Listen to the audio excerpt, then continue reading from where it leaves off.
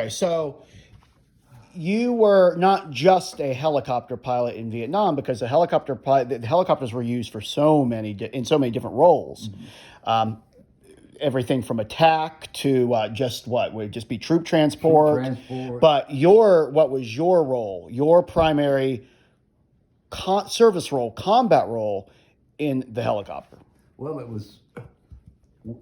we all had the same military occupation specialty, MOS, Okay. 1981.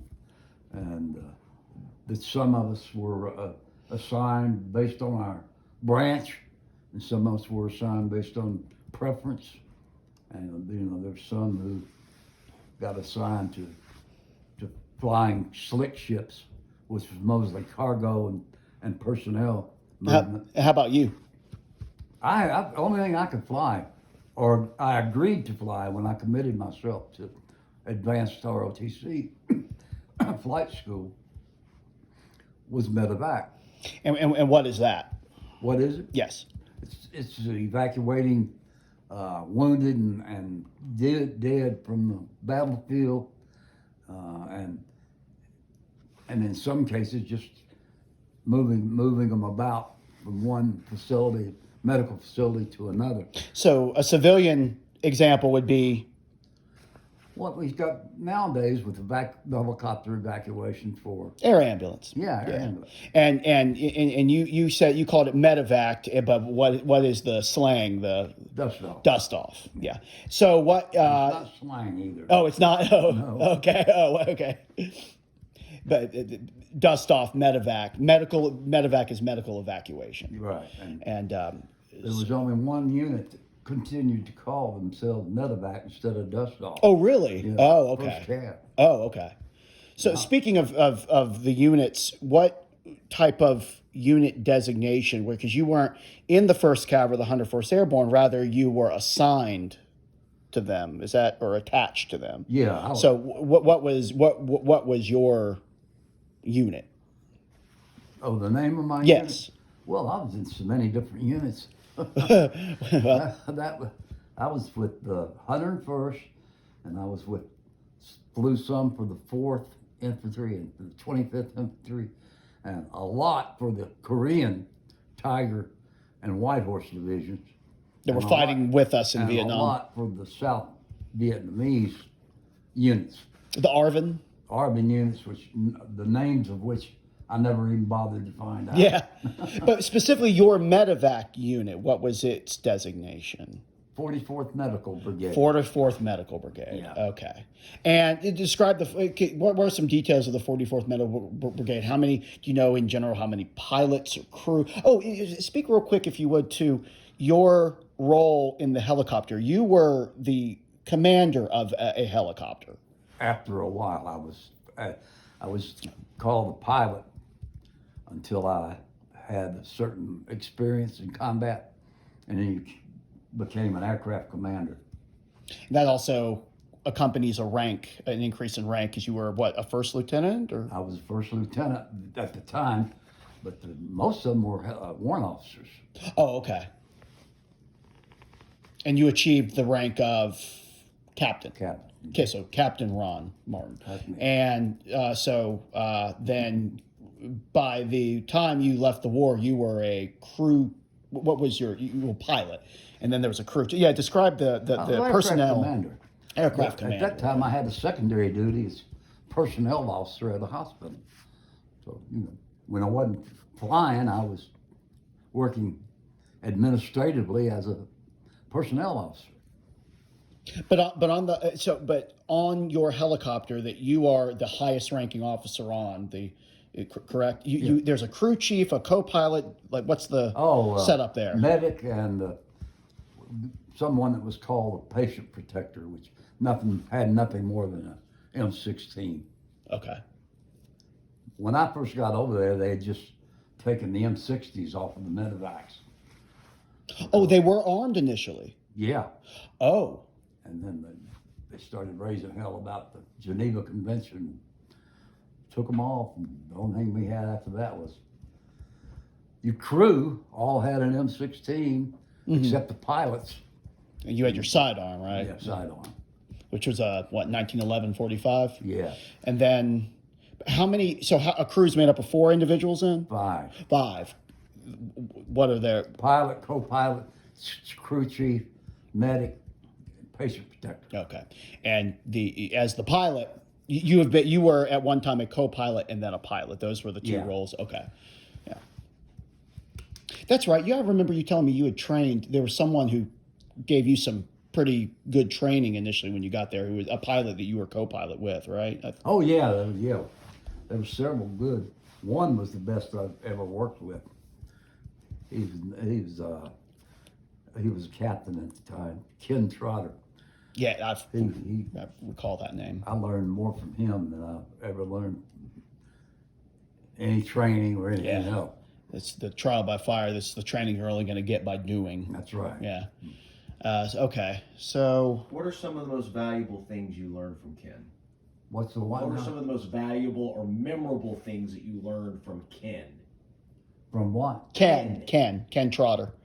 Oh, the best way to get in and out of a hot LZ. Okay. What's a hot LZ? That's a battle area that's under fire Yeah. when you go into it. And he taught me things I could do with the helicopter that I didn't realize I could do. But you know, it almost takes the helicopter to the point of coming apart. So much stress on it. You go from flying up to the target area. You go from about 3,500 feet down to treetop level, and go as fast as you can into the site you're supposed to land in, and then just before you get there, you kick the aircraft up on the nose and over to the side, which makes it shake like that. Almost sounds like you're. Oh. And you You stall the dang thing. you settle into the ground, but it keeps you out of the range of gunfire Okay. for the longest So period of time. So we're talking about survival flying. Yeah, that's Okay. exactly what it was. Got it. Yeah, that's pretty important. And I take it he did this with you in the aircraft, and then you were doing it on your own. That's exactly okay. right. All right. Let's see. So you were over there 66, 67. Yeah. Some of these questions are so general. How often did you land on a battlefield? So regarding combat flying, you spent a good bit of time flying in combat, and that some of these questions are: were you shot at often? Were you ever shot down? I mean, so you're big. Wait a second. What's the general answer to those questions? To both of them? Were you ever shot at? Were you ever shot down? Always shot at. I mean, when numerous hits on a helicopter that were non-destructive of the helicopter, and then on 2 occasions I got shot down. 2 occasions. 2 occasions.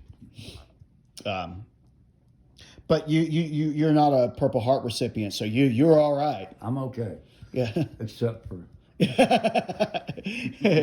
the head, but that's here's an interesting one. How many? It's kind of tough to know, but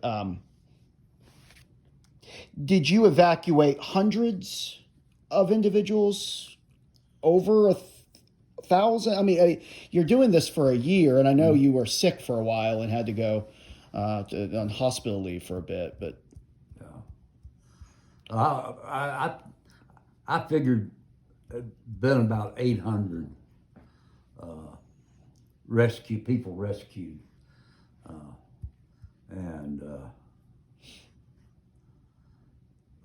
about 200 KIA killed. Okay.